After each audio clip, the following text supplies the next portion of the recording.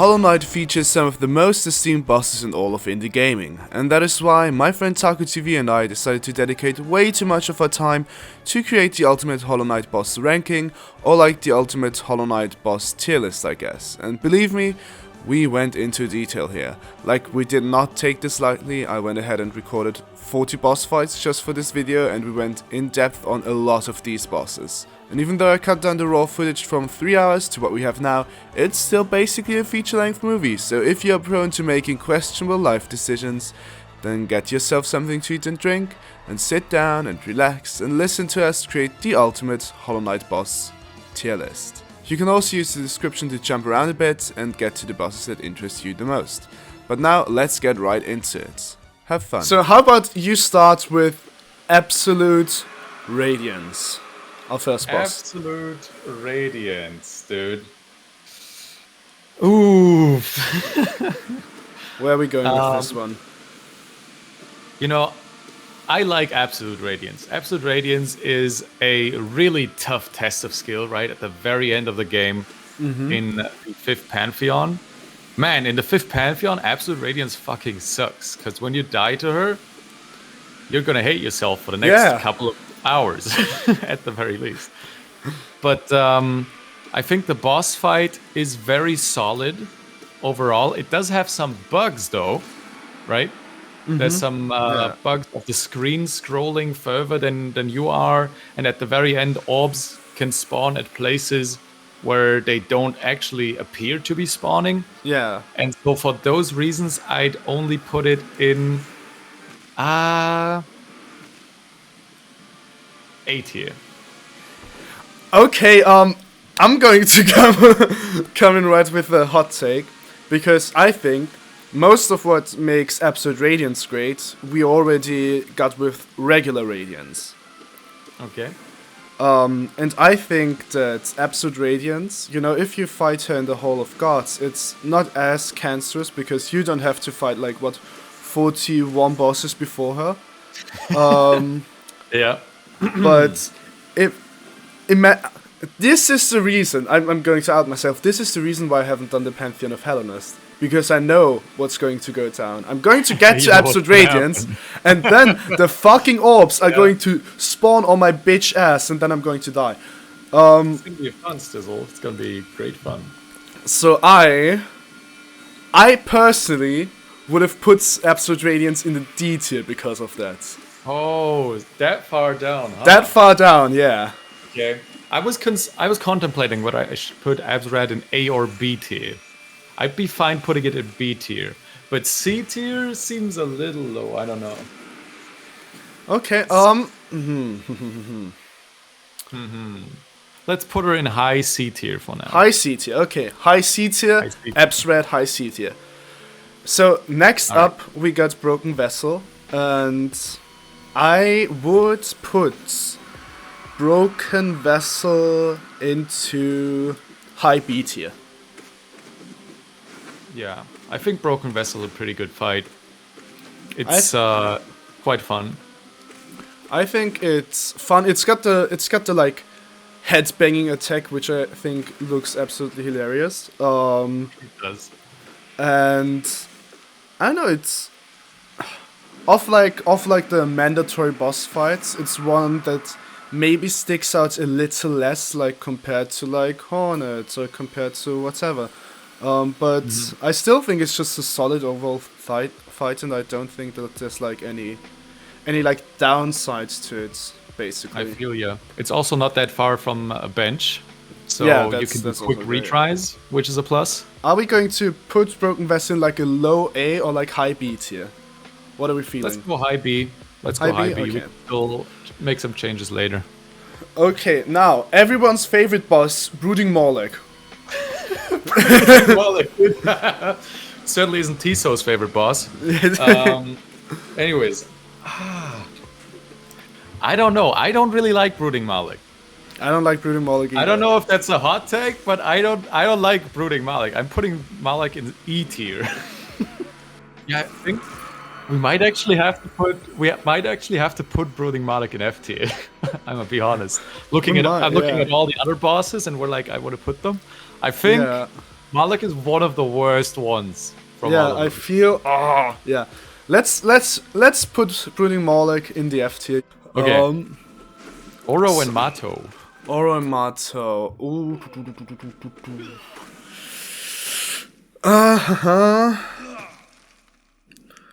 I'm not. It's around the level of enjoyment of Broken Vessel for me.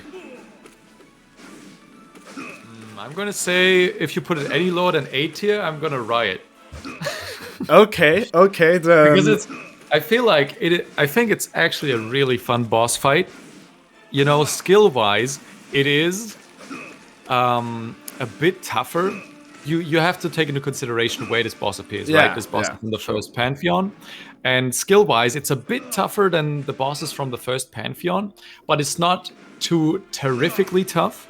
And lore-wise, I think this is a great fight of like the brothers coming back together to fight, end off the night. So that's why I want to put it in A tier. And they also bow nicely when you beat them, so that's also kind of cute. True. Almost have to put them in S tier just because of that. Let's put them in A tier for now. Let's put them in A tier. I do like that they're like coming together and have like a kind of nice conclusion to their story arc, I guess. God. Next we got Crystal Guardian. So it's the Crystal Guardian, right? Yeah. Not the what's the other one called? Enraged Guardian. The Enraged Guardian is three spots to the right. Yeah, I see. Okay. Crystal Guardian. I mean, it's all fun and games until you hit the Crystal Guardian. Am I right? Yeah. You're just going to the Crystal Peaks for the very first time. You see this fella chilling on a bench. You want to sit on the bench, and then he jumps up and riots. I think that's absolutely hilarious. He's a great boss fight. He doesn't have that many attacks. It's not that deep of a character. So for those reasons, I'd put it below Broken Vessel in B tier. Really? Okay. I would have put Crystal Guardian in D or E tier. Okay. Because I do think that Crystal Guardian is better than, for example, Enraged Guardian, but we'll get to that. And there's like it's kind of hilarious because you can kill Crystal Guardian by just standing next to it with the Defender's Crest, which I think is fun. I don't think that's intended, though. But it's so fun that you can just stink them to death. Like, true. Like finally, anime convention goers have like a new superpower. But I don't want to go lower than C tier. Okay, then let's... We can put Enraged Guardian somewhere lower than C tier, right? Crystal Guardian C, Crystal C for C tier. Alright. I've put Crystal Guardian below, like, Absrad. Me too. Yeah. Yeah. Now, Grimm. Oh boy. There's only one tier. Defender. Only one tier where Grimm belongs to, and it's the fucking S tier. Don't come at me. It's the S tier. It's Doma. Hell yeah. What do you think? Doma. I put him in A tier. I think. A tier, okay. Why do you object to the S tiering of Doma? Because we have to put a bell curve distribution, and I think there's other bosses that definitely deserve S tier. Like, over Ogren. Like White Defender, for example. Like, I don't know about that. But there's other bosses like Grey Prince Zote, which belong in S tier. Oh yeah, definitely. Okay, I'ma put them in front of Oro Mato though, for now. Okay, that's fine. Elder Who. Elder Who the fuck cares? Elder F tier. Elder F tier. The E in Elder Who stands for E tier. I don't know, that's somewhere where I put him. Yeah, I agree, E tier. Kind of mega annoying, especially in speedruns. I don't know what it is. He just always disappears on me, and then I lose time. So I don't like him. And I just think that all the Dream Warrior bosses, he's not necessarily the worst one, but he's the one that's the most boring, I think. Yeah. Like all the other Dream Warriors have some kind of like character to them, but Elder Who is just like some Elder Who random just- guy. Lore-wise, he just went to the mantises, tried to cure them, got infected himself, and died. Yeah, Got himself killed. Like, okay, bro. That's kind of cringe. it's kind of cringe indeed. Okay, E for Elder Who. What about E for Enraged Guardian? You want to put him in E tier? I can put him like above Elder Who, but I just think that it's just the same fight, but I think a bit of a different color scheme and does double damage. So I mean, if you consider Enraged Guardian with Crystal Guardian in mind, right? The fight, as you've said, is basically the same, yeah, except harder. You do get quick retries because the bench is right there. You can only fight him later on in the game, though, because usually when you get to the Crystal Peaks, you don't already have Monarch Wings yet, yeah, right? true. So for that reason, I do like. I think it's okay that it's a similar fight. So I put him in low D, maybe. Low D. I think, considering, like, you go to Crystal Peaks, you fight the Enraged Guardian, you see that he kind of, like, jumps up and disappears, and then you see, like, okay, I have to have, like, a different ability here to get up there.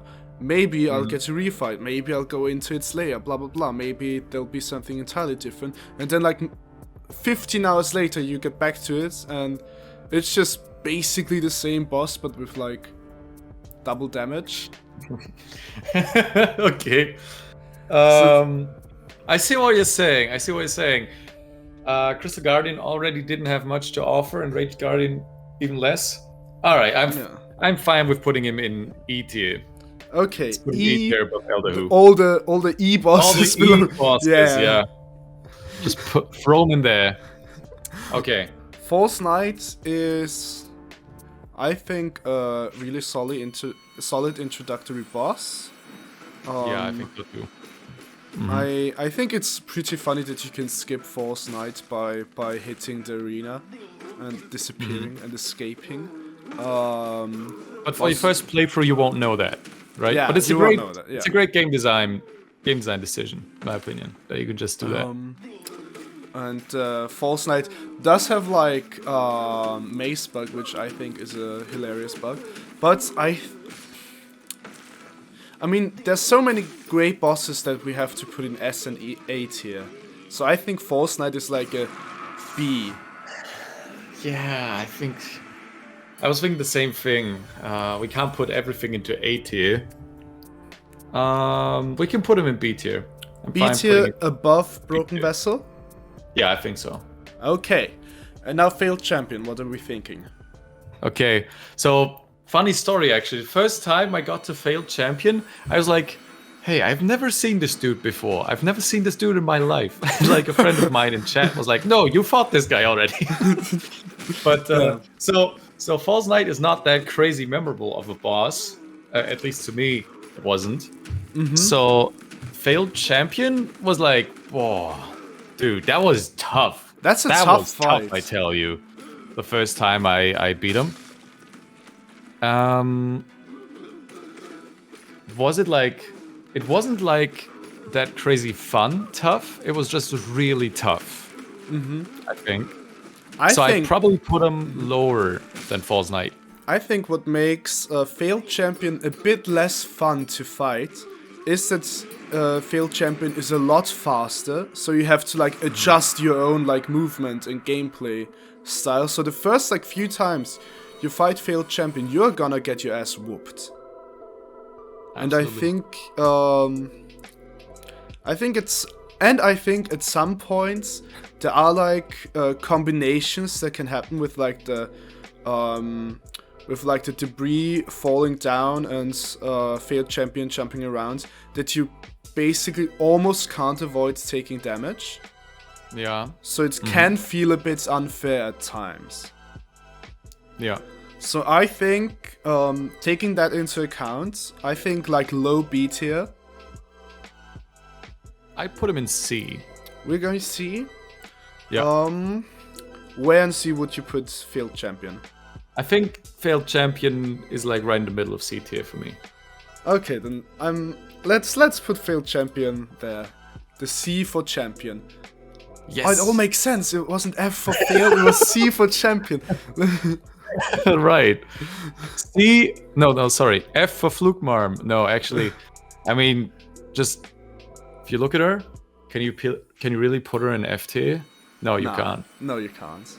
All right, That's S. just a charming. Easy. That's just a charming boss, charming personality. C for charming, right? C for charming. Okay.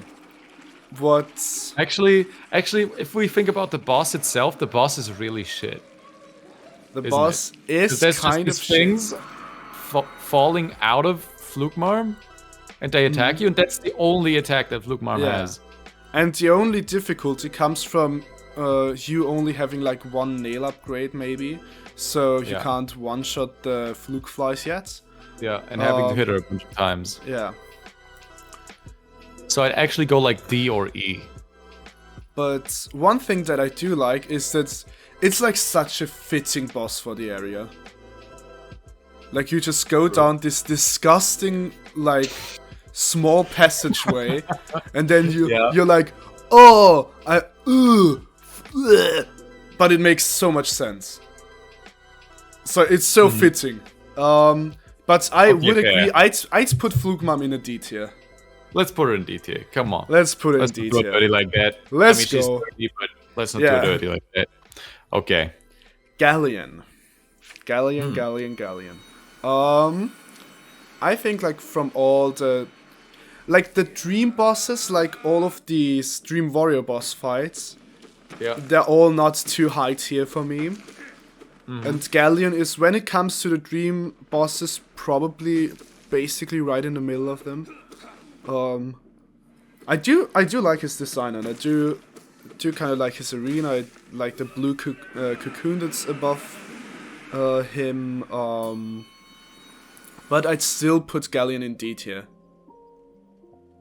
I like Gallien. Gallien's kind of cool with his spinning blades, I feel like. He's also pretty tough to beat. He's a tough guy in a tough area in Deep Nest. I'd put him in C tier. C tier. Yeah. C tier. I mean, okay, I personally also like Gallien more than Crystal Guardian, so I'm okay with putting Gallien in C tier as well. Alright, let's do it. So, above Crystal Guardian and below False Knight. Yes. Field Champion, yes. Field Champion. Mm-hmm. So, God Tamer. God Tamer. Okay. God Tamer. When you're at the end of the third Colosseum, you're faced with this duo. And this duo, they got me good. Maybe that's why I don't like them, because they always kill me. Maybe D tier.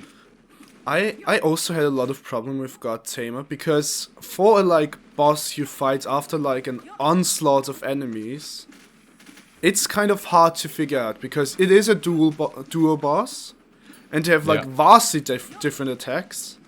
And I mean, the God Tamer herself isn't that much of a problem. I think the beast deals hits me so much more often. It's insane. Do I like it enough to put it in SA or B? No. Okay, fair. When you said S, I was like, hold on. I think God Tamer, it has pretty decent attack variety, I'd say. And it does feel like a fitting fight to end the Colosseum, because it's like an esteemed Colosseum warrior that's tamed the god, that's tamed the beast, and is using that. So I'd go with C. But I'm open to any C placement, I'd say.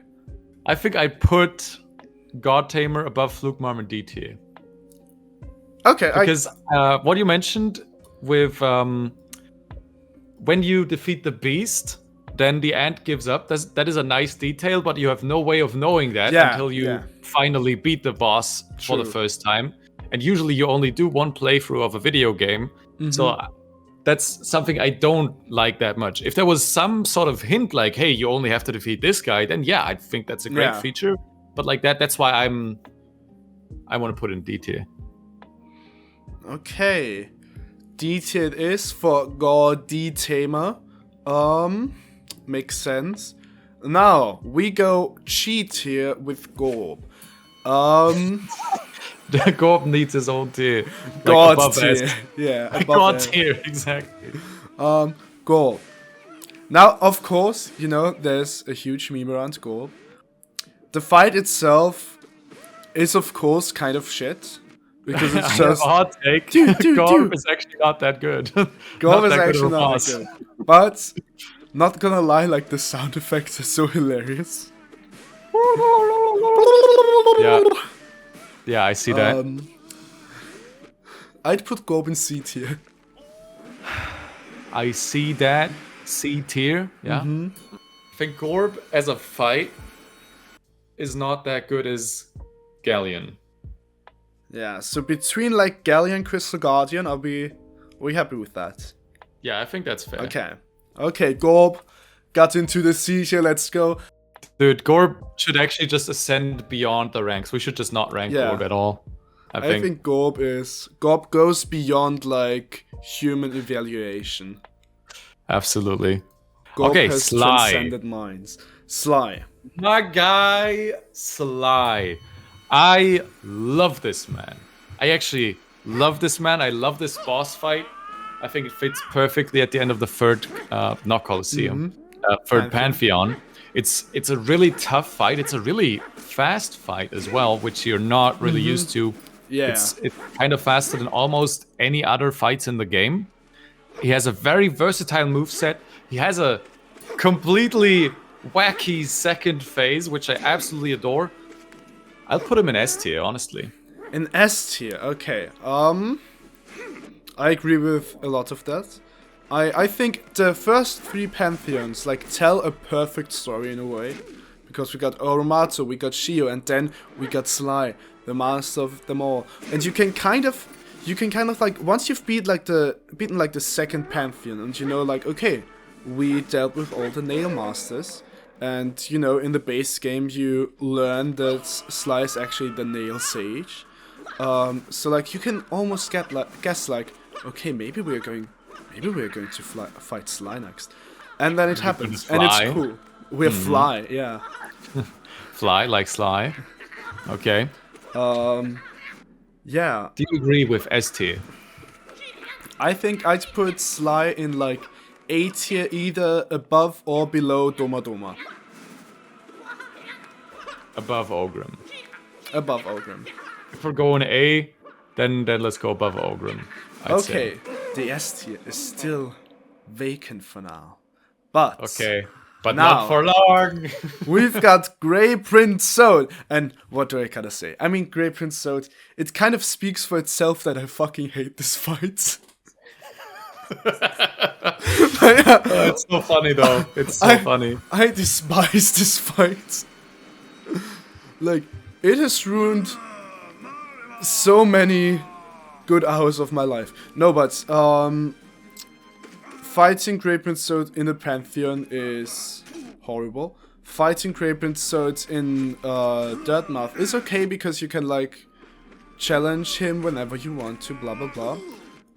But I think one thing that makes Grey Prince Zote really funny but also really annoying is that if you don't fight him in Dirtmouth, you do not have to fight him in the Pantheons. And I think that's just... For one of the bosses that, in my opinion, is one of the hardest bosses. Or like one of the bosses that can... maybe not defeat you, but you are not going to get out of this fight unscathed. Very likely. Yeah. Like normally when I fight this boss in the Pantheon, I go in with all my masks and go out with like 4 or 5. Yeah. The And thing that then- makes this really tough is that this is like back to back with Markoth, which is one of the other really wacky bosses in the Pantheon. It fits the character so well, right? We aren't going to argue like it's a perfect fight for Zote, but as like a person who stands opposite of Zote and has to take down this goofy ass motherfucker, yeah. Like... Yeah. Easy S tier, right?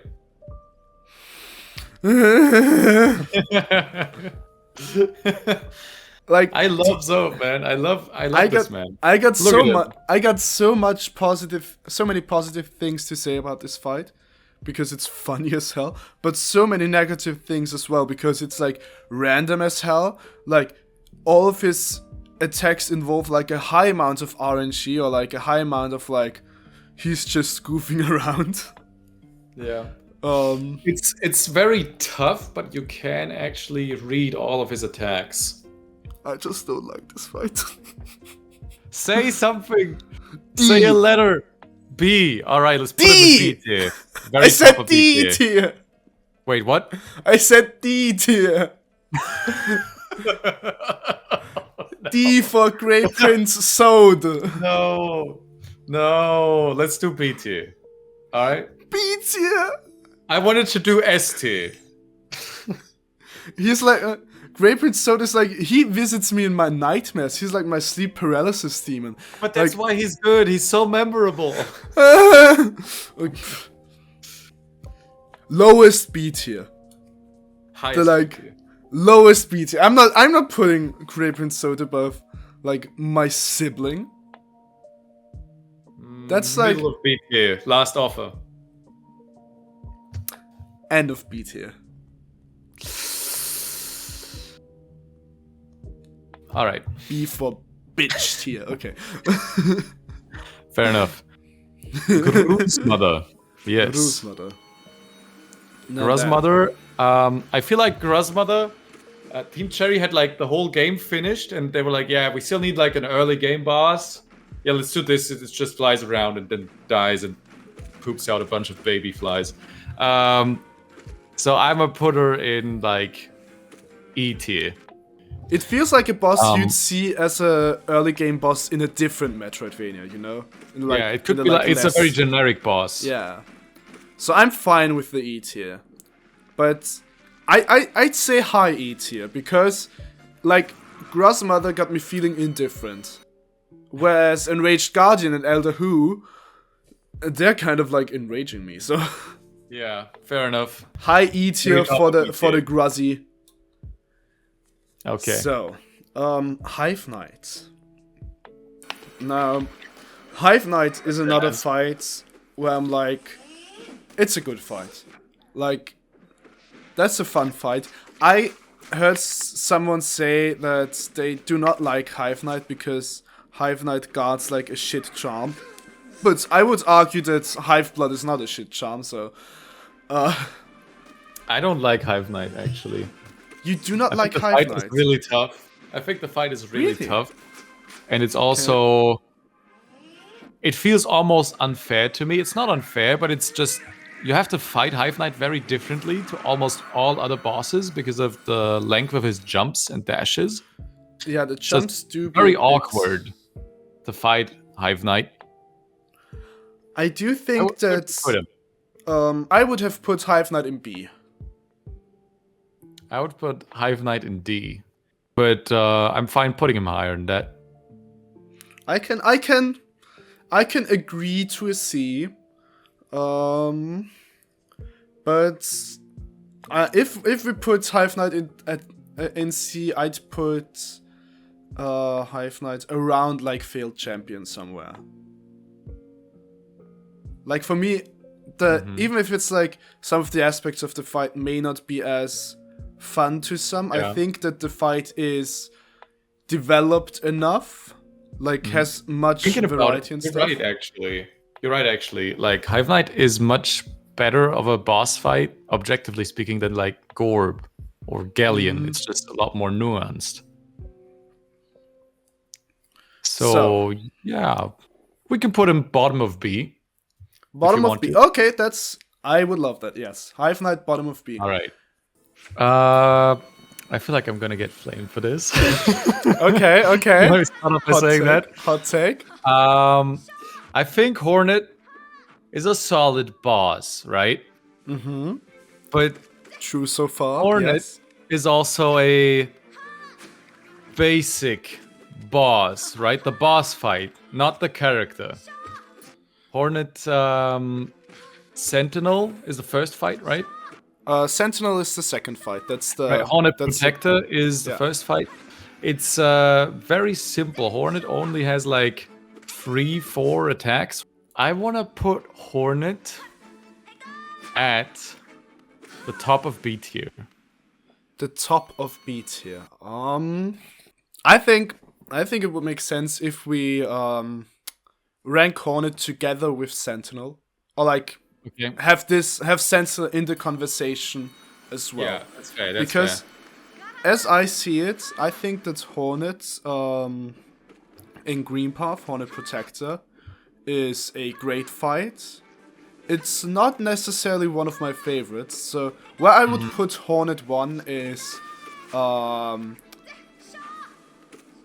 in this tier list that we have so far, above Oro Mato and below Doma Doma.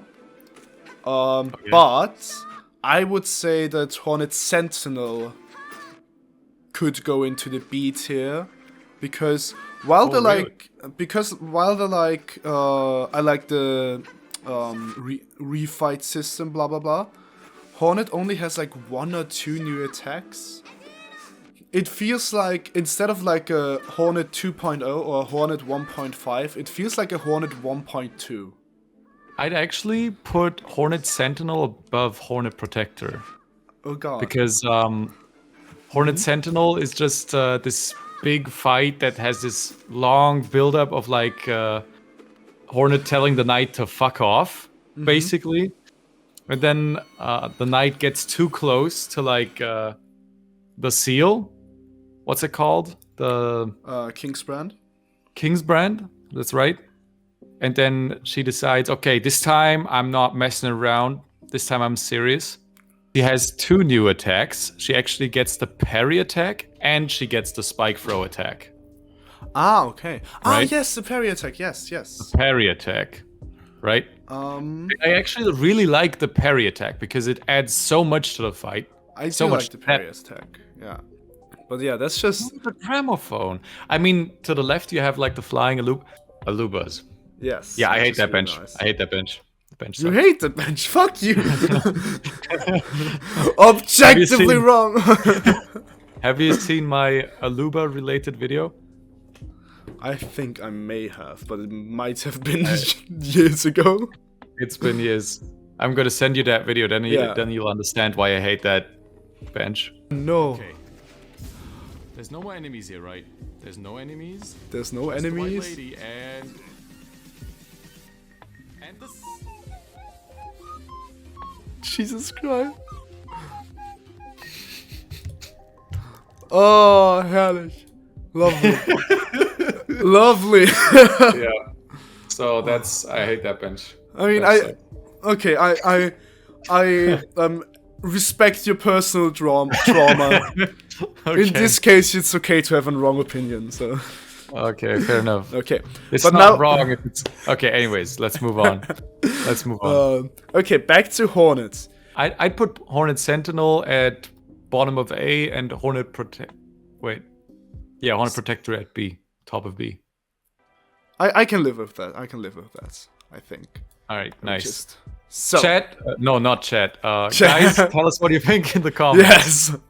Which Hornet fight's better? I think, I'm gonna do like a vote on this later, like a community. Which fight do we prefer? But I actually think that people will prefer Sentinel. I actually think they will be on your like side of things. Yes. But we'll see. We'll see. Lost Kin is next up. Lost Kin actually has less moves than Broken Vessel, because Lost Kin loses out on the headbanging move, which is a shame because it's such a fun move. And Wait, instead, does it? Yeah, but Doesn't it do like the headbang once and then like 4 things squirt out at the bottom?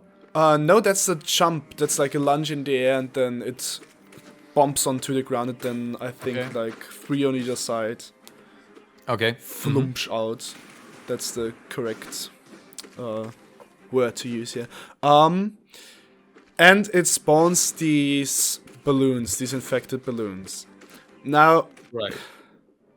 I personally think that it's good and bad at the same time, like good and bad changes.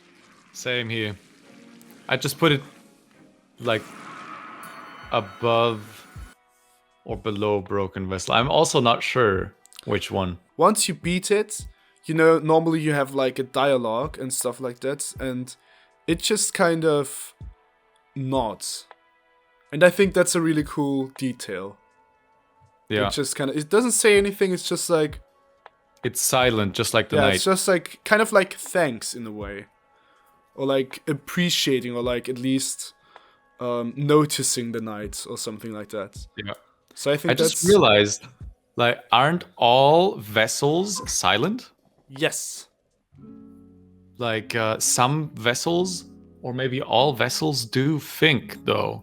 Like, the pure vessel also had thoughts. Yes, and it is also implied like why it died in the end. And so does the knight also think? There's some dialogue. I don't know by whom anymore, but it may have been Steel Soul Jin that like kind of implies like something with a will or something like, or like, and there's multiple instances where characters sense something within the player character, which is kind of like laid out as like an intrinsic motivation of sorts, and it would make sense because like the knight is controlled by us, so on a meta level, it can't just be aimlessly doing something because we are doing what we want, you know. So on a meta level it wouldn't work, and on like an in-game level there is, I think, enough evidence to be like, okay, the knight actually may maybe even a bit of a less pure or less free of thought vessel than the pure vessel, I think. Or like at least not a totally empty vessel. That's such a cool revelation to have, like 6 years after the game came out. Yeah. You can still figure out new things. It's awesome. Now, we got Mantis Lords. Your turn to take it away. It's my turn? Yes. I mean, what can we say about the Mantis Lords fight that hasn't already been said? It's S tier, right? Yeah.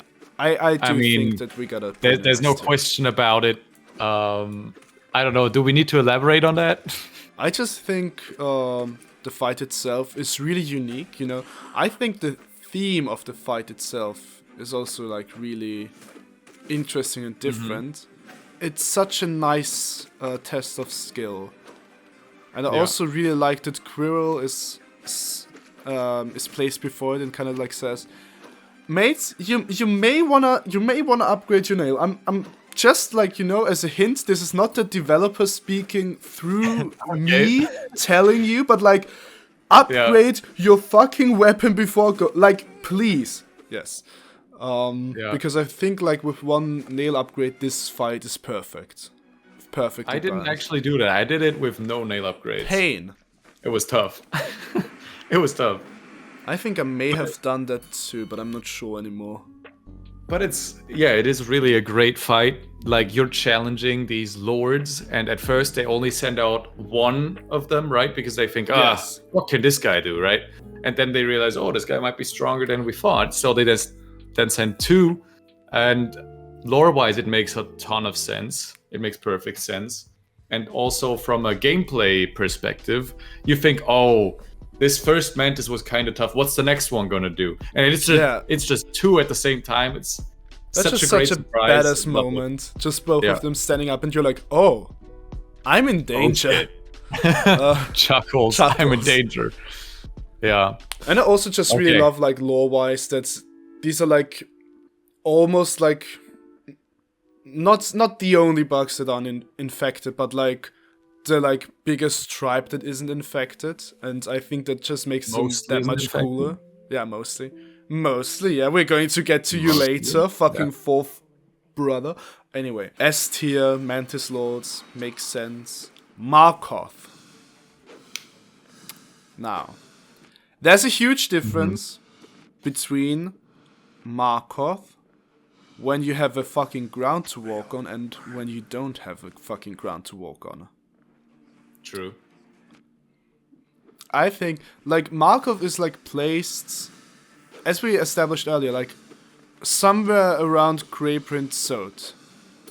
Which I think makes both fights worse. Because you already got one bullshit fight that you can, of course, learn, right. but, like, you know?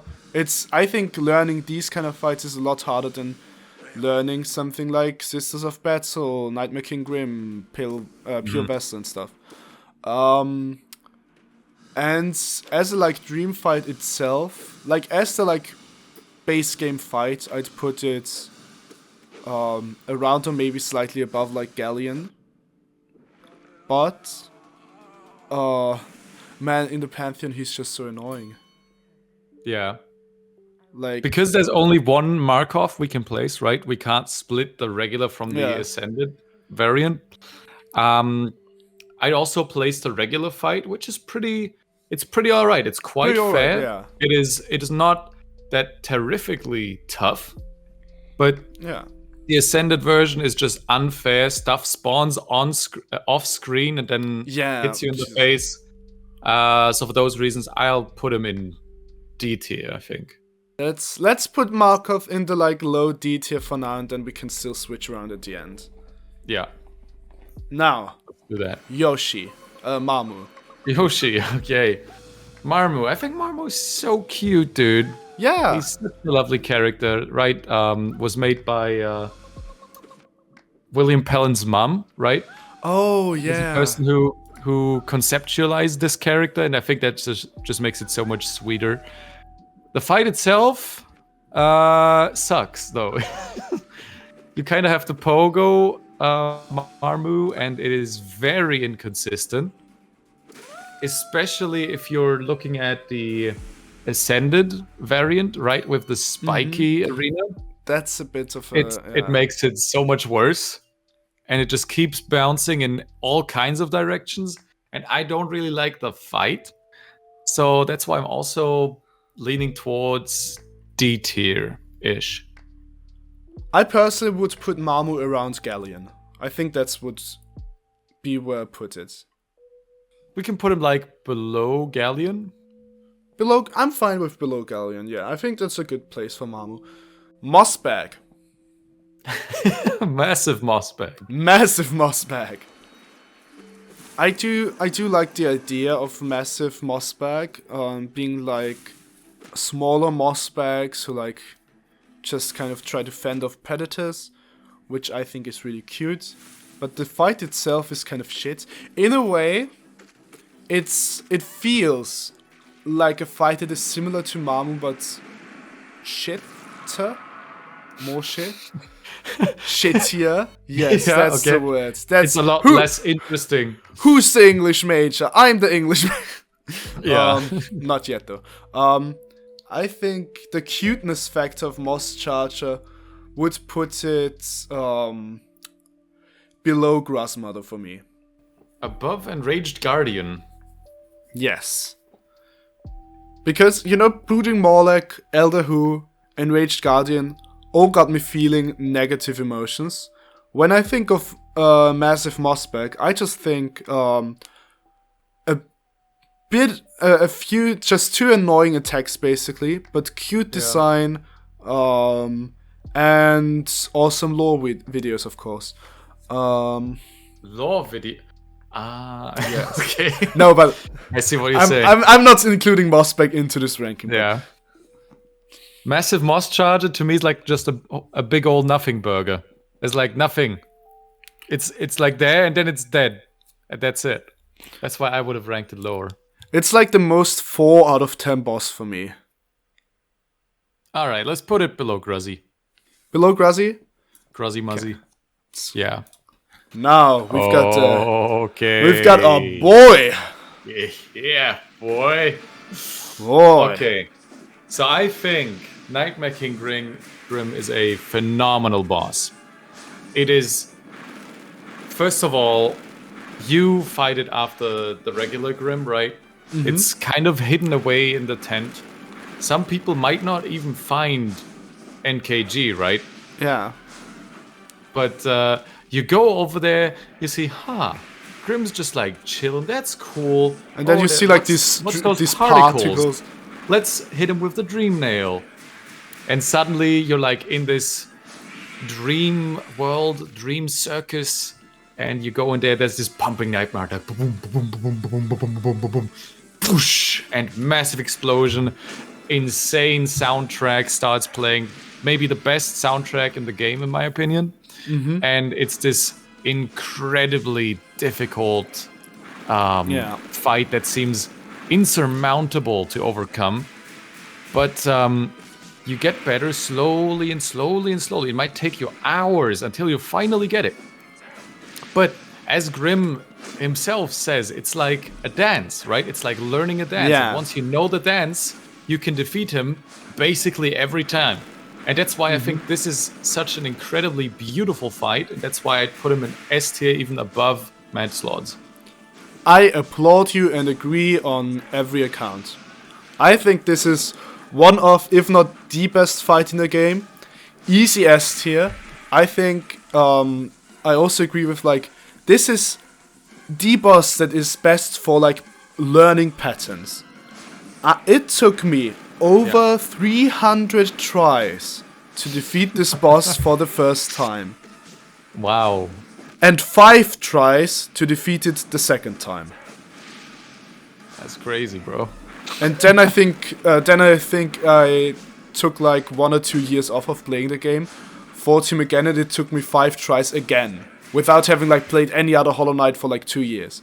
So like all of that muscle memory and all of that learning you do, it stays with you, and I think that's what makes this fight great.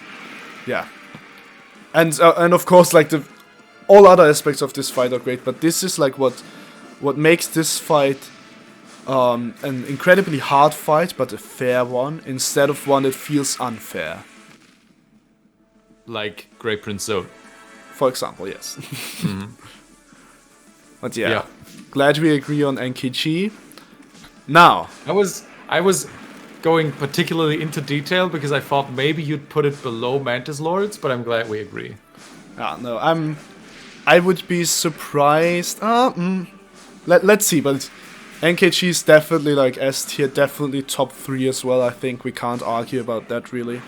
But now I think it's the last Dream Warrior fight we have. Yes, we've got No Eyes, and I think both like in the Pantheons and regular No Eyes, the fight itself feels a bit weird. But it feels, especially when you fight her the first time, it's eerie but in a good way. This like eerie horror feeling only comes up a few times in the game with like, for example, Deepness or Nosk, who is in Deepness, or No Eyes, for example. And I think that's why it's a very cool moment in the game. The boss fight itself is not that great though, but I think I'd put it above Gallien to kind of like lead all the Dream Warrior fights. But I'd put it even slightly higher, I think. Okay. Because No Eyes is just a very memorable fight, right? You're gonna remember those black eyes for the rest of the game, right? For the rest of the playthrough. I'd put it in B tier. In B Low tier. B tier. Okay. Oh, and also we still got Xero. I kind of like forgot about him, but whatever. Right, Xero. it's Xero. Yeah. Okay. No Eyes in the B tier. I think I mean, I personally like Noah's more than like Absred, for example. So yeah, I think I can agree to that. But I'm gonna put below Hive Knight for now. Okay, Nosk. That is a very, very interesting one. I think that Nosk is maybe my favorite boss in the entire game. Just from where Nosk is placed, right? You have this build-up where you see yourself and you're like, what the hell? What is that? Who is that? And then you go over there and it lures you into its lair, right? And then you see it just standing there menacingly, and it starts to crack its head and turns it all the way around. It then reveals this massive monster, and you have the boss fight.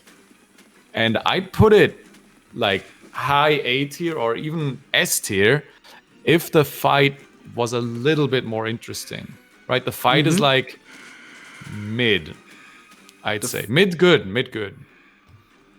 Yeah, I think I agree. One of the best introductions of a boss, or like lead up to a boss, that I've seen in any game, basically. At least, like, in my mind, I can't like think of like a few like better ones on top of my head. The fight itself, yeah, is a bit better than mid. I think we can't put everything into B tier, so I'm thinking of putting it at the bottom of A. We could also put it above Oro and Mato. That's even more reasonable, yeah. Yeah, I think that's like the perfect place to sit. Perfect. All now, right. Let's blobble with the Oblobbles. There's one thing that I like about this fight, and it's like that the Hunter's Journal entry is like, oh, Oblobbles made for life. You're so basically killing a married couple. And that's always fun. Oh, I didn't realize that. Yeah. Oopsie. Markoth is it's like, for me, it's around like a Gruz Mother massive mossbag kind of deal. Yeah, I think it's like kind of random, which makes it more frustrating. I think I'd put it at the bottom of D tier. Bottom of D. Yeah, I think I can agree with that. Okay, nice. Yeah. Okay, we've got 18 more to go. And up that next. Many? Oh yeah, we got Sheo next. Dude, this video is gonna be like 3 hours long. Yeah, Jesus, it's gonna be so hard to cut this down. Jesus. That's why I didn't want to do this one. Oh my god. Bastard, but I understand. Best of luck, stizzl. All right, Sheo.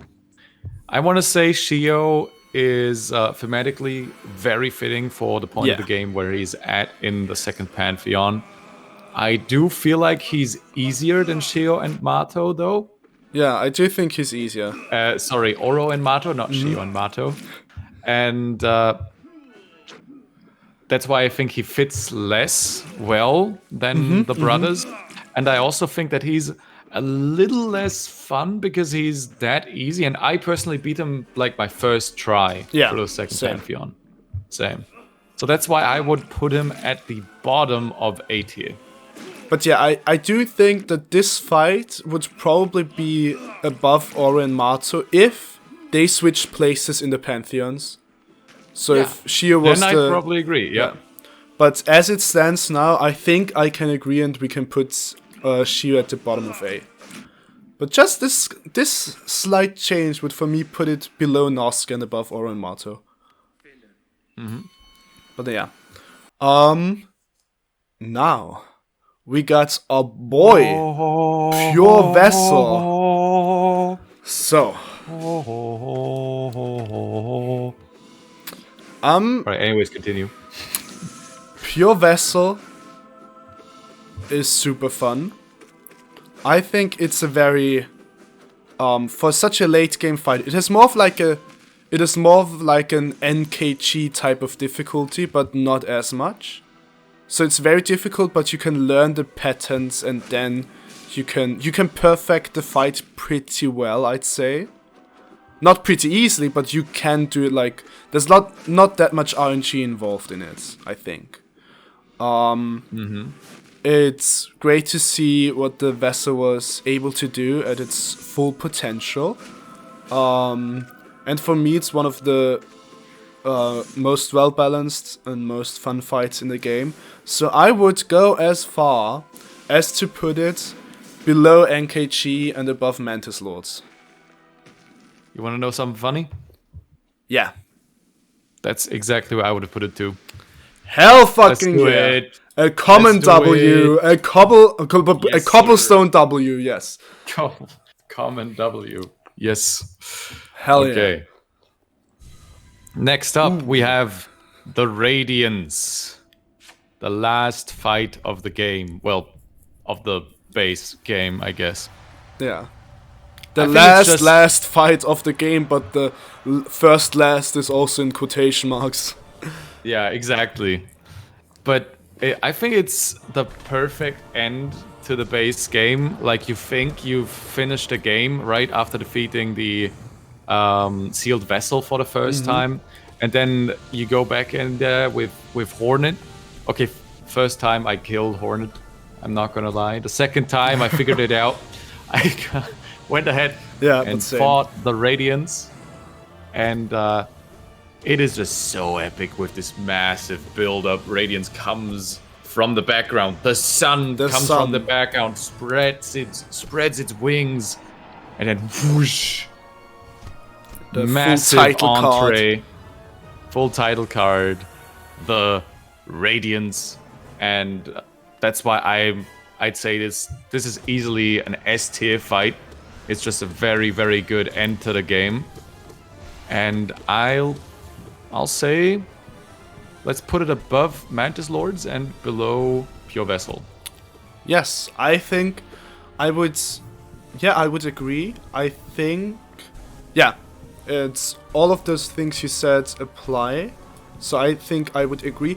One thing is I would put it above Pure Vessel, but I don't know how it would play out. Maybe I'm mistaken and I wouldn't like it, but if there was like a save point after the Hollow Knight portion of the fight, because let's be honest, if you're fighting the Radiance, you're not having any trouble with like the Hollow Knight fight, and you're getting full soul heal full soul anyway, so you'll already be able to heal 6 masks of damage. So like, why not put a checkpoint there anyway if like the front portion of the fight doesn't create any difficulties anyway.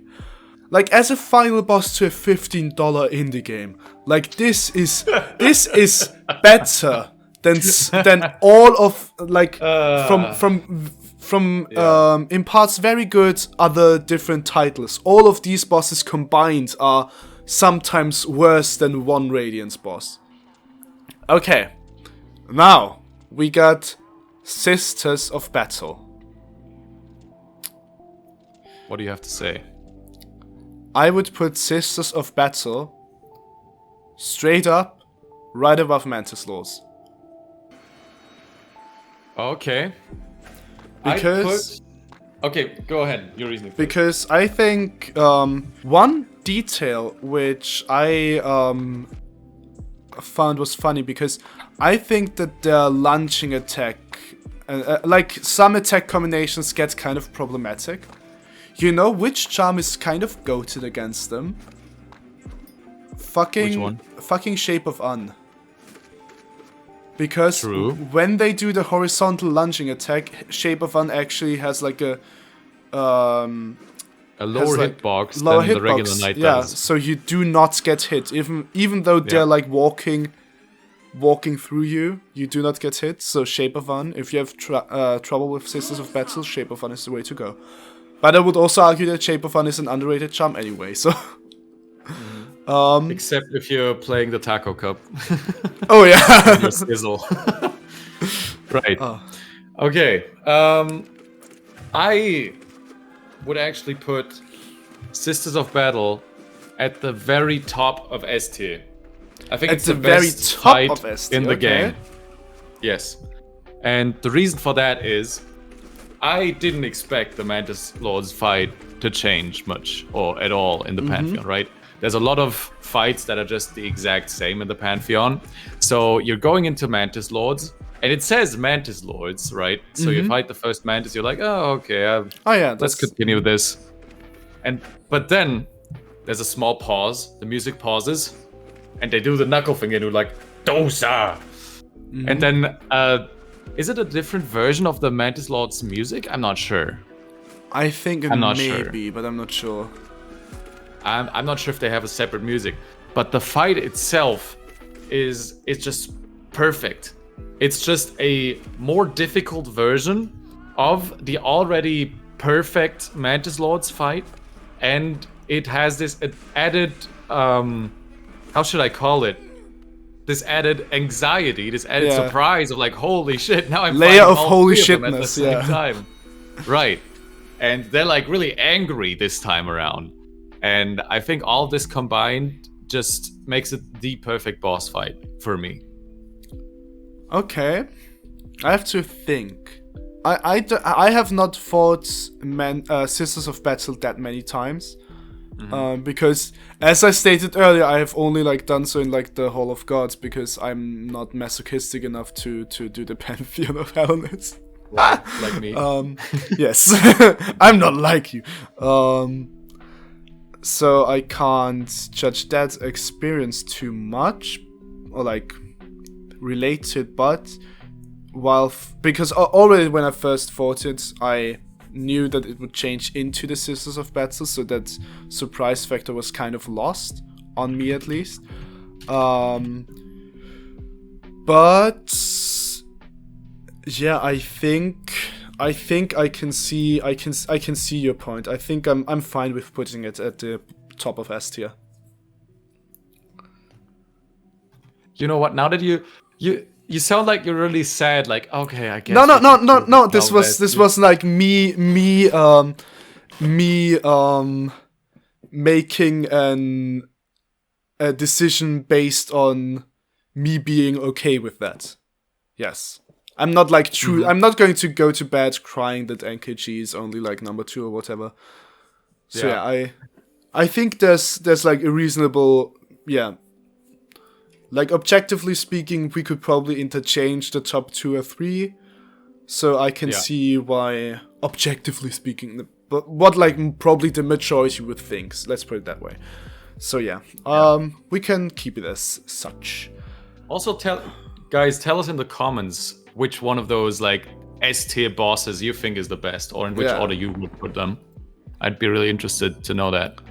Yes. Also, I just checked. Mantis Lords does have a separate version of the song. Oh, very nice. In Hall of Gods and Pantheon.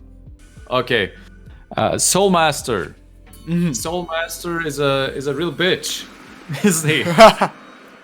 And part of that reason is because the last bench is really far away from Soul Master. So you have to go a really, really long way to fight him again. The first couple of times you're not going to know what he does. He's going to annoy the shit out of you, and then he's going to juke you out with his second phase, and you're going to hate yourself. But I think the boss is really well done. It's not like annoying just to be annoying. It's like annoying, but also challenging, more so. And for those reasons, I'd put it like B or C tier. B or C. Okay, for me, I really like the boss introduction with like him slowly emerging out of the background and then teleporting into the foreground. And I think the like surprise with the second phase is like a great fake out, which as you mentioned, it would be a much better fight if like the bench was like in the same room, like before you fall down towards the like level of the arena. There's like a small ledge with a bunch of soul and stuff in some jars, and I think you could have easily just put a bench there. True. Like just right there, and then this fight would be a lot better. But since you have to like 5 minutes of walking back, if you're not trying to get past the like soul magic boys that fucking suck, Yeah, it will take a lot of time to get back. Going through the Soul Sanctum is also a real shitfest, right? I think I like it more than Grey Prince Zote and more than No Eyes slightly and slightly less than Hive Knight. I like it more than Hive Knight.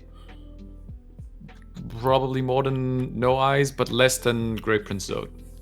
I just really like Grey Prince Zote. Then let's put it between the Zote boy and the Hivey boy. Hell yeah. Yes. Hell yes. Soul Tyrant. Your turn.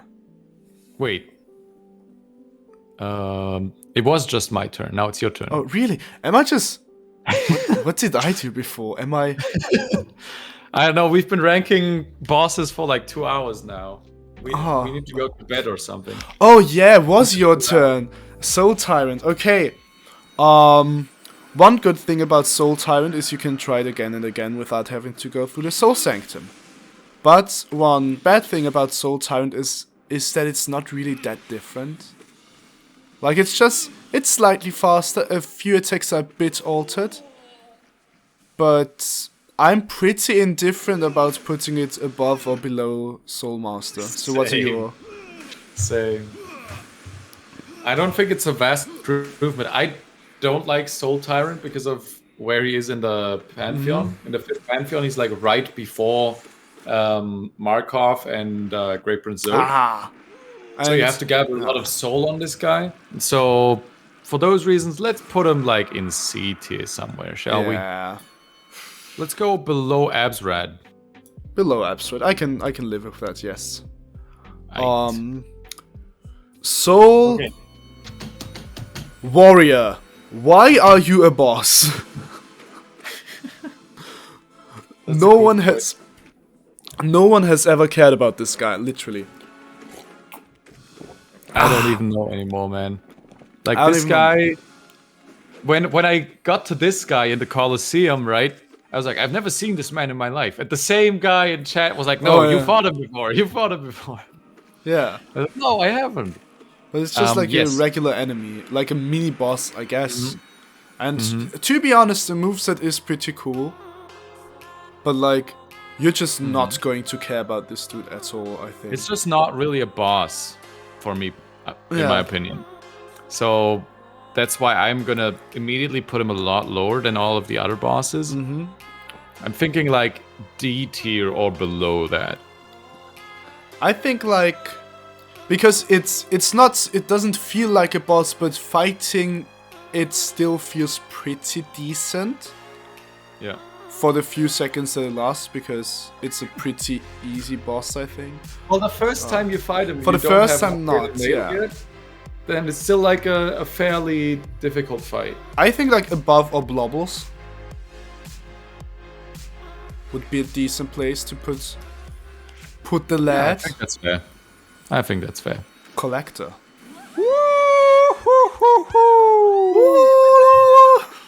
Okay. I just hear your microphone peaking. It's just cutting off. Okay. Hell yeah. That's good. Fun build-up in a way.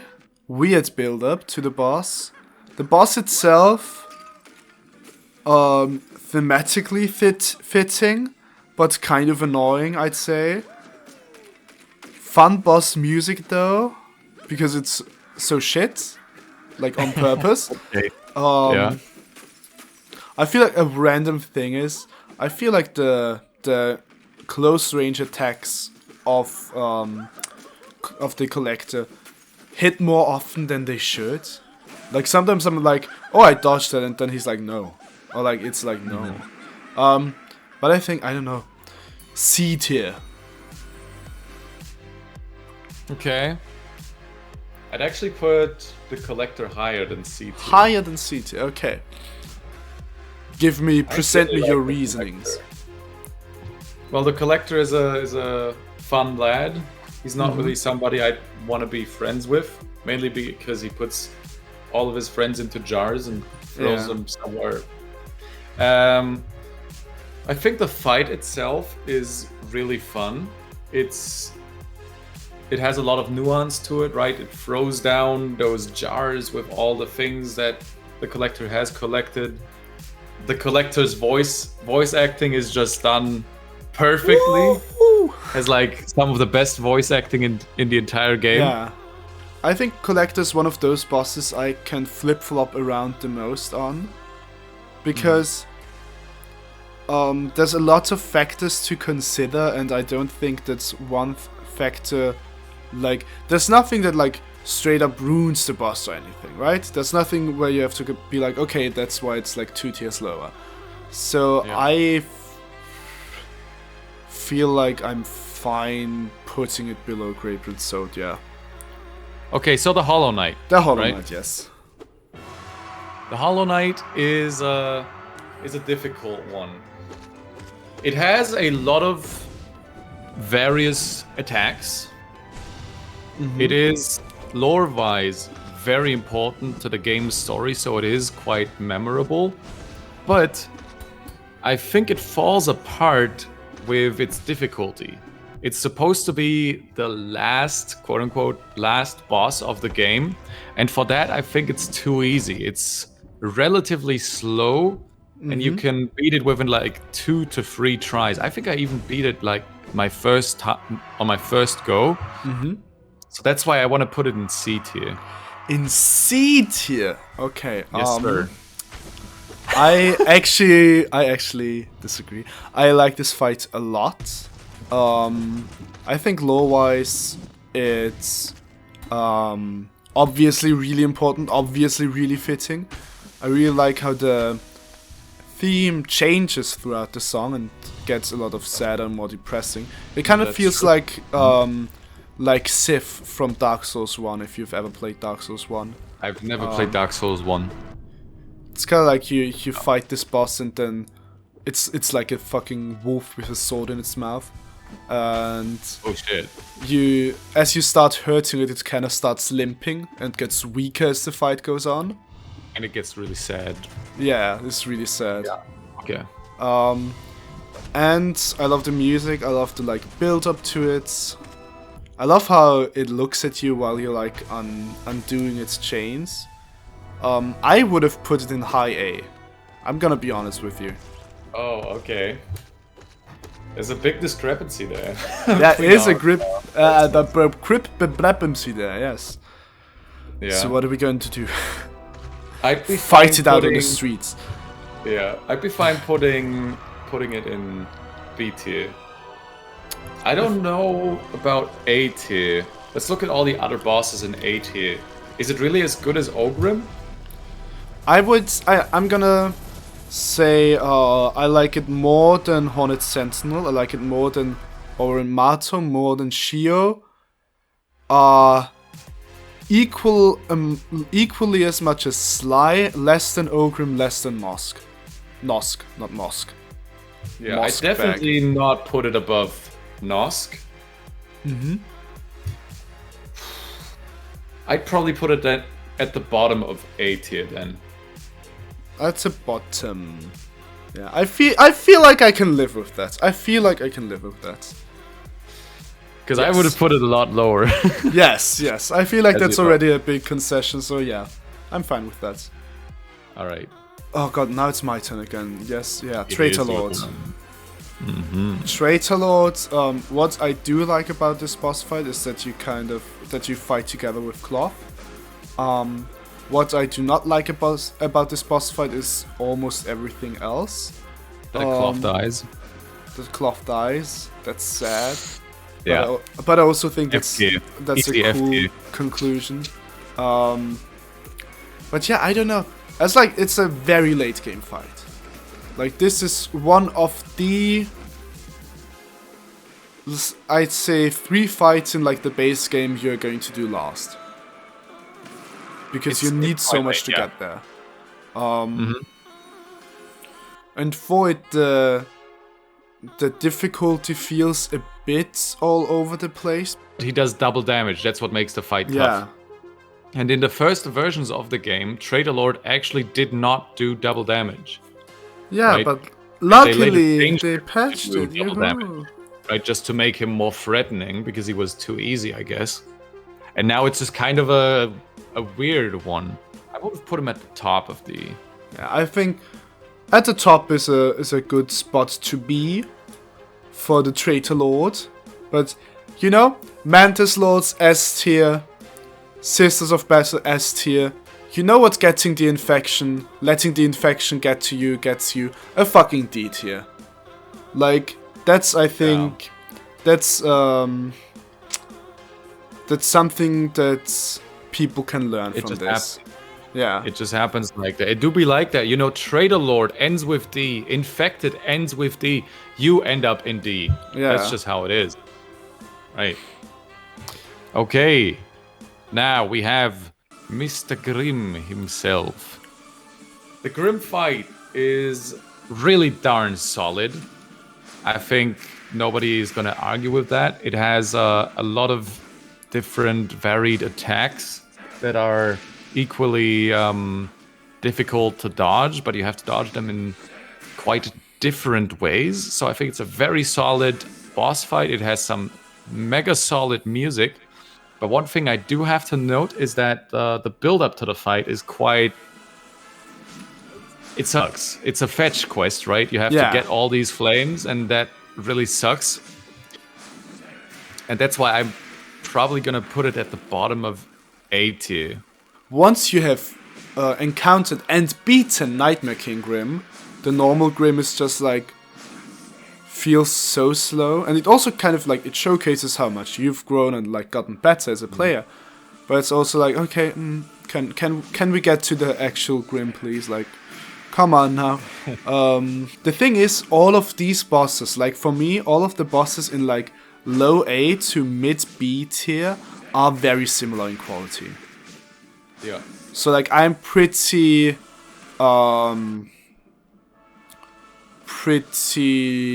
whatever about where exactly we are going to put Grimm, because it's like all of those are great fights, and I think I would personally put it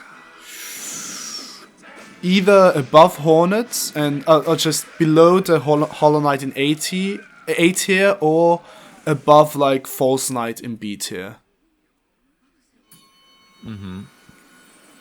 I think we could switch Grimm with Hornet, like put Hornet up into lowest A and Grimm into top B.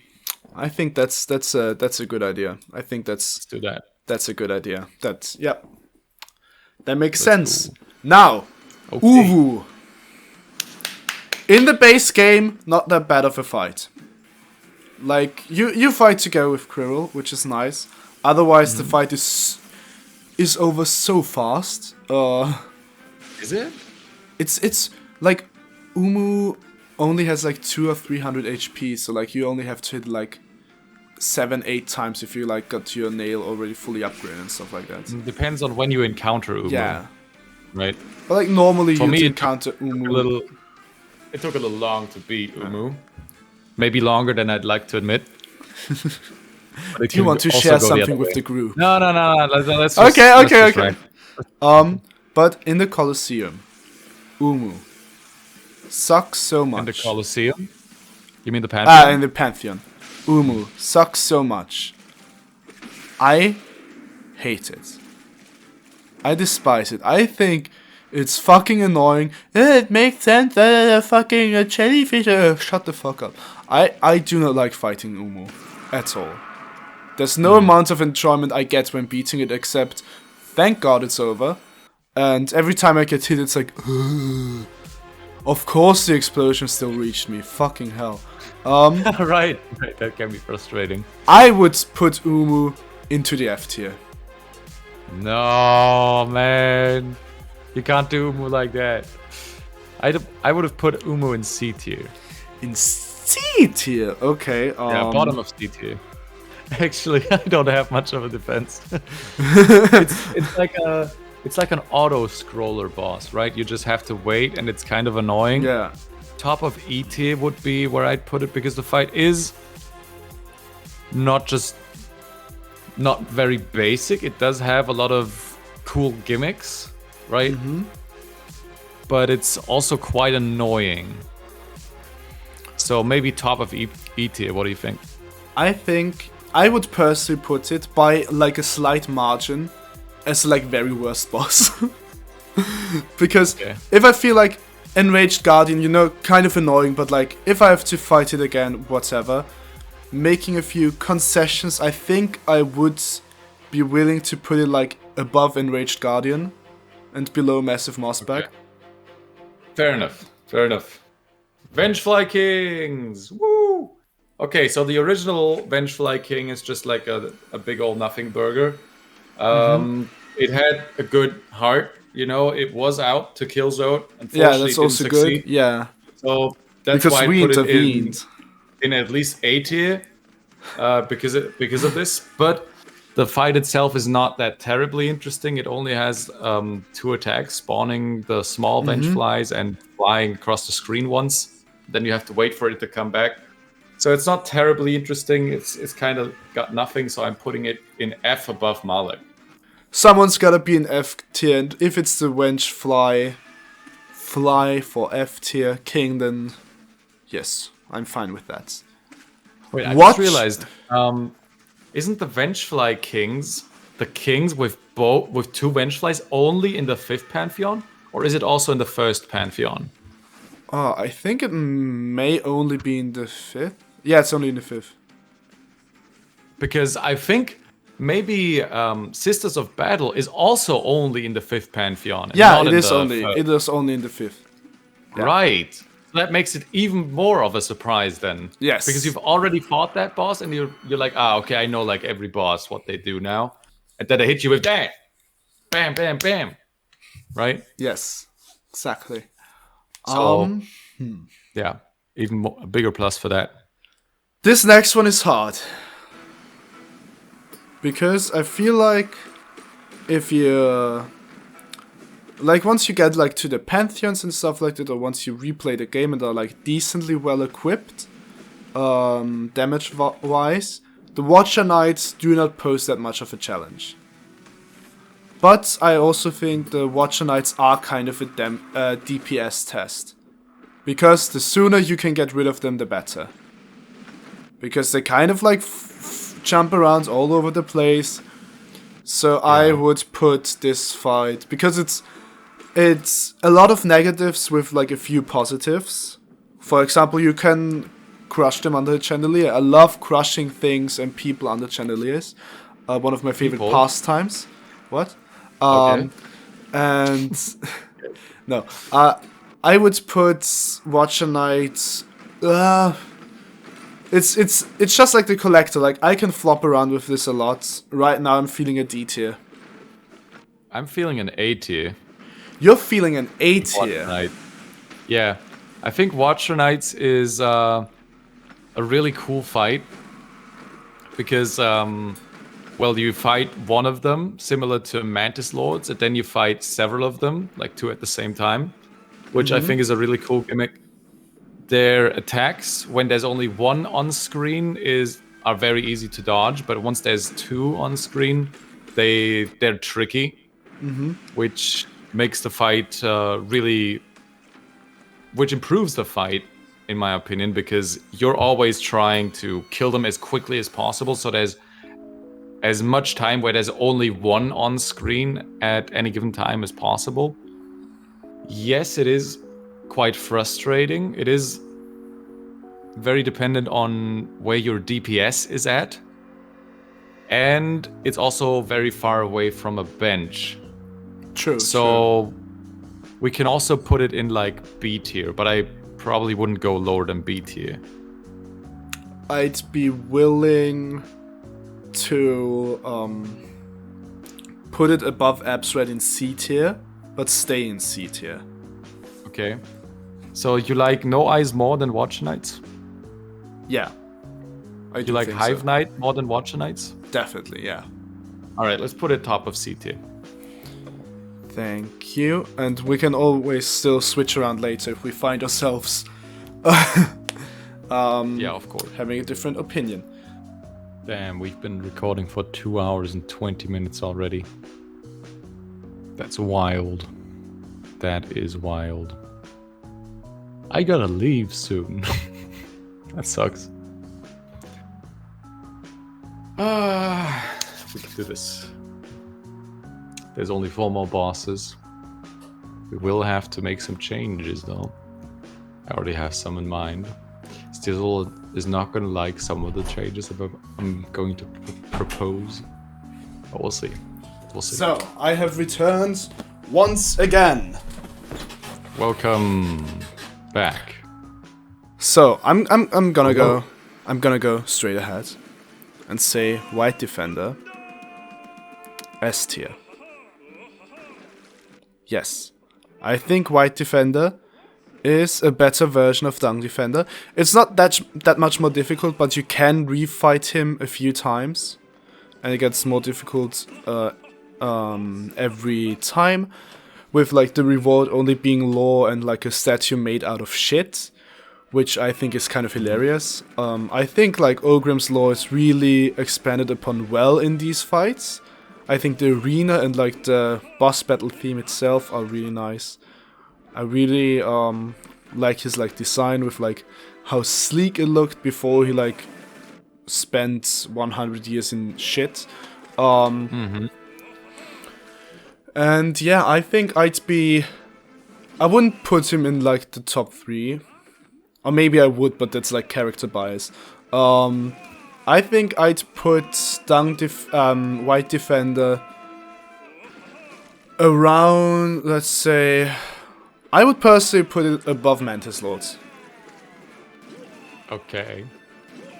We're not that many spots off, but I would put White Defender in A tier, and I would put him right above Ogrim and below Sly. Right above because Ogrim.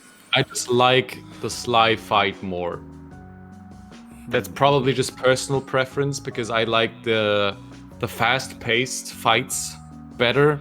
I think it feels more fluid to play.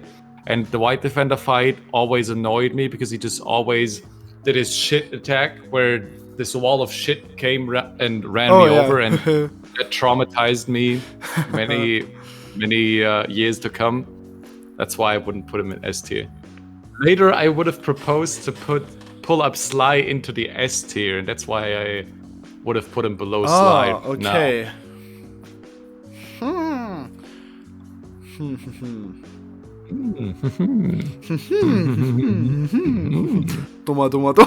Jesus Christ. Okay. God, this is hard. I shouldn't be thinking this much. But yeah. Okay. You know what? Because Sly's like a new boss fight, and White Defender's like a slightly changed Dung Defender. Like still enough change, but like not a brand new boss fight. And Sly got like a bit of a surprise factor and like a very intense second phase. I've put White Defender on top of A and Sly on the low S. God bless. Yes. God bless. Amen, brother. Amen, brother. Hell yes. Alright. Now you get to rank Nosk though. Which is always... Nosk. Cool. Oh. Winged Nosk has one positive, which is that it's Hornet, which is really fun in a way. But it's not Hornet. Yeah, it's not Hornet, but it's like it's Hornet in like it disguises itself as Hornet. And but when it flies around, it kind of feels like fucking Vengefly King all over again. Yeah, that's true. Like it's just that is so annoying. It's just Vengefly King with an attitude problem. In blobs that randomly fall onto you. Yeah. Somewhere over the rainbow, but in the D or E rainbow. Yeah. But I where think- exactly? I don't know. I think we're gonna put Nosk and Xero both into D and E tier. I think Nosk is better than Xero. So I'd put Nosk in D and Xero in E. Okay. Because Xero is like such a nothing burger. It's like... Yeah. Yeah. It's just a singular bun. Yeah. So, in D, Nosk. Where in D though? Like below God Tamer, maybe? Yeah, I think that's fine, yeah. That is fine. And Xero... Xero like at the top of E? Because it's not really annoying, it's... Yeah. I would have better put than it Gruz like... Mother. Yeah. As long as it's like above Uumuu, I'm like, good. Okay. And now for the final boss. What a fitting way to end. Ladies and gentlemen. Zote. We have the one, the only, Zote, the Mighty. The Mighty. And you get the honor to place him into S tier. Yes. We're just going to do that. Very straight, top of S tier. I'd say I'm gonna stick him at above the Mantis Lords. Just let him sit there. No, but there is a lot of joy to be had when fighting Zote, because he's just a pushover. He's just a joke. But that also makes it hard to rank, because you can argue that this is deserving of an S tier. You can argue that this is deserving of an F tier. Like, I think all kind of opinions are make sense here. But at the end of the day, when beating this fight, you like chuckle a bit. You're like, oh, that was fun. That was funny. But not more than that. So I would probably, in all seriousness, put it right there, like in the middle of C tier, between Failed Champion and Gallien. Okay. Zote is at the end of the first Colosseum, right? Yes. Right. Zote has like a brilliant entrance, right? It's like this boosh, boosh, and it's just hello, it's me. Which I think is great, and then you get to beat the shit out of him. So I would have actually put him, I don't know, I would have put him at the top, at the bottom of A tier. But is he really better than Grimm? No. Is he really better than, not Failed Champion, but False Knight? No. So, yeah, let's put him in the middle of C tier. Sure. That's fine. Do you also think that Zote has a similar cadence to his voice than, compared to Chris Broad? When Chris Broad is like, oh, it kind of reminds me of Zote. Now that you say that, that is scary. That is scary. I think we still gotta do a few changes here. We don't have that many people in F tier, I feel. Yes. I feel like Alright, let's do it. Let's do it. Let's drag her down, shall we? Let's drag her down. Thank you. Okay. It doesn't have to be the very bottom. It can stay as like the top F. Because you do fight with like Quirrell, and that is like in the base game, this fight is fine. I think we should drag the Oblobbles down to E tier.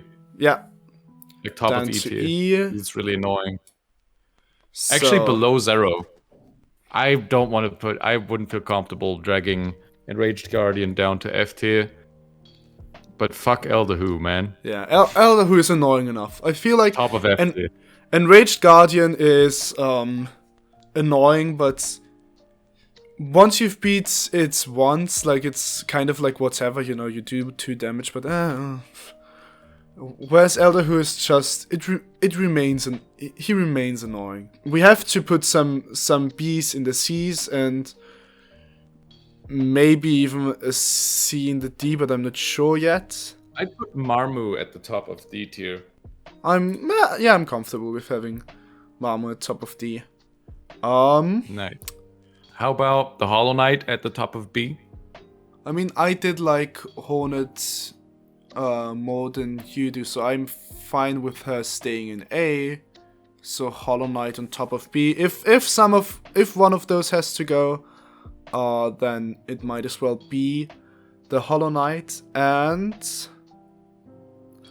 I mean, out of these, we've got in B now. I personally would put No Eyes and Zote one tier below, but I think you're going to disagree with me on that. I digress. No, I don't digress. I disagree. I put No Eyes and Hive Knight in C tier because they're at the bottom of B, which is quite fitting. And I also don't like Hive Knight at all. Okay, then I've been wanting to put him in C tier all this time. There's the sole like purpose of this video was to be able to put Hive Knight where he belongs. Yes, that's right. So okay, so I will keep Hive Knight like in the top of C and then followed by No Eyes. Yeah, we've got a decent bell curve going on now. Maybe one thing from C into D. Yeah, I was thinking like. I'd put Crystal Guardian into D. But Crystal Guardian is such a funny guy, isn't he? Like but the first time you see him, you're like, what a jolly old fella. But then he isn't. Darn it. But then he isn't. Like all he would have had to do was to like scooch to the side 20 centimeters. All of this could have been avoided. But I think it's so funny just watching clips of people fight him for the first time. It's like, That's why I want to keep him in C. I'd rather put Gorb in D tier. How about we put Absred in D tier? I'd No. put Absred in D tier.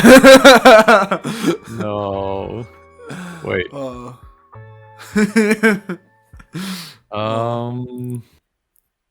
How about we put Zote in D tier?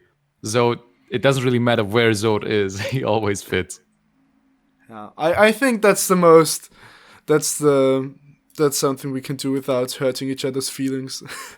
Okay, nice. Which works nicely, I think. Top of D tier. Yeah. Top of D tier for Zote. And now we have a perfect bell curve. Hell almost. Yes, beautiful. Yes, I mean I think we did a fine job in these 2 hours and 39 minutes that I've recorded so far. I mean some of them was dead air because I started recording like 10 minutes before we started, but still. That's gonna be one hell of a video to cut down. Fuck. This is gonna be fun. Oh god. Okay, guys. Hey, if you've watched this video till the end, make sure to subscribe to stizzl, alright? Because he's done so much goddamn work on his video, alright? You better subscribe. And make sure to subscribe to Taco as well, because he will be doing a bunch of work on the Silksong Bosses video. Oh god. Alright. Man, let's record that Silksong video another day. It's been so damn long. I'm literally dying. Okay. No, not literally, but yeah. I think we did. Tier list, ladies and gentlemen. This is nice. This is the ultimate tier list. This is the correct tier list. Yes. Right. And any other opinions will not be tolerated. Yes. It was they are not valid. They will be. Clear how certain we were of every single placement. So you cannot argue with this. This is set in stone. All right. Exactly. But do share your opinions in the comments. Thank you so very much. We can disagree with them. Yes. But no. And thank you, stizzl, for having me. It was great fun. Thank you. You'll see me on Taco's channel in the video you'll see on screen right now. So go watch that right now. That is an obligation that is required by law. That said, we might do something like this again with areas. Who knows? Maybe this is already planned. I don't know. Also depends on how well these videos do though. Because if I cut down a 2.5 hour video into like a 50-minute video and it gets like 1,000 views, I will cry. Oh god. I feel you. Yeah. All right. Anyway, have a good one, guys. Have a good one, guys, and peace. See ya. Woo!